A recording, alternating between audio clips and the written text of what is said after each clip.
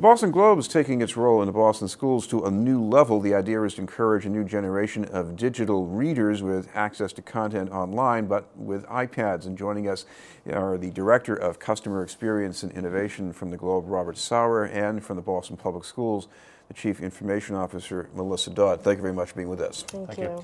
Robert, start with the history here, because this is a long history for the Globe. So what's going on with this? Well, our newspaper and education program began probably back in the mid-1900s, and it was largely around delivering print product to local area schools. And it was largely done on the back of subscriber donations. When someone went away on vacation, they would donate the value of those papers to our newspaper and education program. In its heyday, I think we were distributing 15,000 to 20,000 copies a day to local area schools. The challenge with that recently has been kids are clearly turning to digital products. So we were kind of challenged by what we ought to do with this program over time. And with the advent of Globe digital products, we clearly have an answer in terms of what we ought to be doing in schools in the future going forward. So what we've done is partnered with BPS, in particular on this pilot program, where we're not only supplying copies and content, but as well helping them form an infrastructure in the form of iPads and projectors being delivered to the classroom for use by the teachers to use not only Globe content, but as well any other sites as well. So how is this going to work as far as who uses the app, the iPads, and exactly how? Sure. So we partnered with our curriculum and instruction department, particularly our social sciences. So we look to connect with teachers who are teaching civics and world history so that the access to the Globe content would be a perfect fit with their curriculum and what they're teaching in their classes. So in addition to the teacher having access to the tools, the students will as well. So in each class, they'll have a handful of iPads to use so that students can engage with the content and also engage in other learning opportunities as well that's possible through the iPad. Robert, I guess this means because once you have an iPad, you can do things now that you couldn't do. In fact, that you still can't do if you're just taking a print copy. Absolutely. There's a bunch of apps that I think Melissa and the teachers can experiment more with, but they're tools that allow students to share, say, presentations possibly on a civics matter, where in the past that was not possible, obviously. So it's kind of adding a whole new level of dimension to teaching. That's what we hope to learn. This is as well, it's a research and development opportunity for us as well, is how are the teachers using the technology? How are they using both Globe content? How are they using other content as well? This is not a lockdown for Globe content only. We're encouraging them to use other sites, other media as well.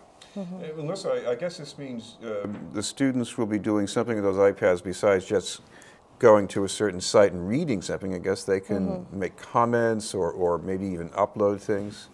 Right. I mean, the benefit of technology is that it really blends that digital experience to strengthen the learning for students. Both, it can help personalize it so students learn in multiple ways. So whether it's accessing video content or other digital content, there's a benefit there.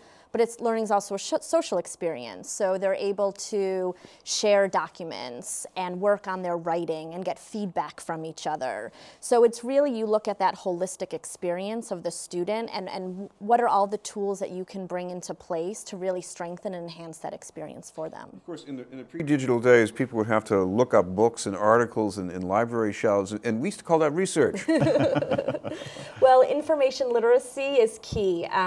Massachusetts, like many other states across the country, are adopting the Common Core standards. And these are new standards that look at preparing students with the skills to analyze informational texts, understand complex thinking, and so research takes on a whole new field and level when there's so much information out there. We want to make sure that we're preparing our students to be real critical consumers of that information and to be able to analyze it for their own learning and then to share with others. Robert, talk about how some of these new apps are putting some new wrinkles on what you're doing there. Well, in terms of, I think from the school perspective, there's positive wrinkles and there's some challenges as well.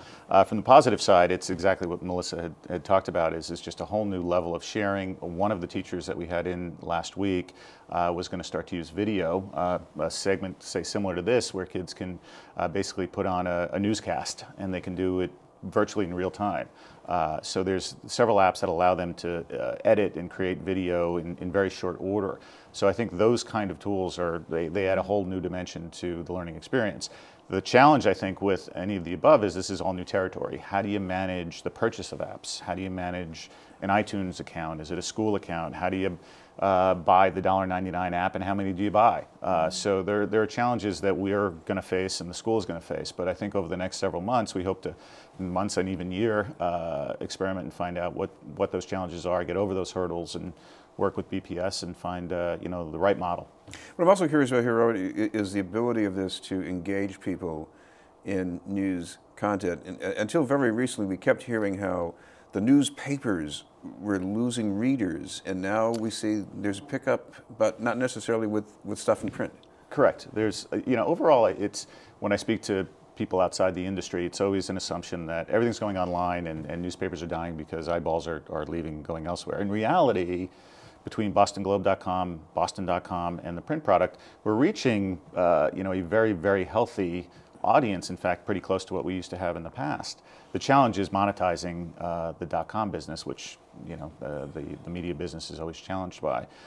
So what we're kind of hoping to do with this is learn what a student potentially would be interested in at an earlier age. And does that evolve into future readership? And again, not just for the Boston Globe, but what happens to the news diet and the news source for kids as they grow older? The case in the past was always you possibly read a print product, especially to look at sports. Let's say early on in your high school career, you eventually developed into some kind of print reader, possibly home delivered in the suburbs if that's where you went. There was that model. And that model obviously has become disconnected. And we need to start to test again the concept that a digital reader in their teens would possibly become a digital reader later in life. Melissa, what have the people in the schools learned about what engages students? They don't automatically just get up at age 12 and start reading a daily newspaper. Right. I think it's making the learning accessible and making the experience accessible to students, having it connect with their real world experience. I think that's why the Globe partnership is so beneficial, because we're also talking about local news, local events that are happening right here in Boston. And I think making it engaging, giving students a way that they can take ownership over it and kind of guide their learning, a way that they can create something and not just be consumers of it, but also demonstrate what they know and what they learn. So those are just some of the ways in which, the classroom environment is really changing. Technology helps to facilitate that.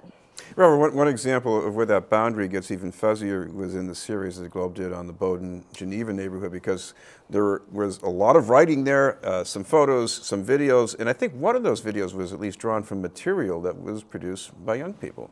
Correct, yeah. I think that's a good example of the kind of texture that can be provided to a story now.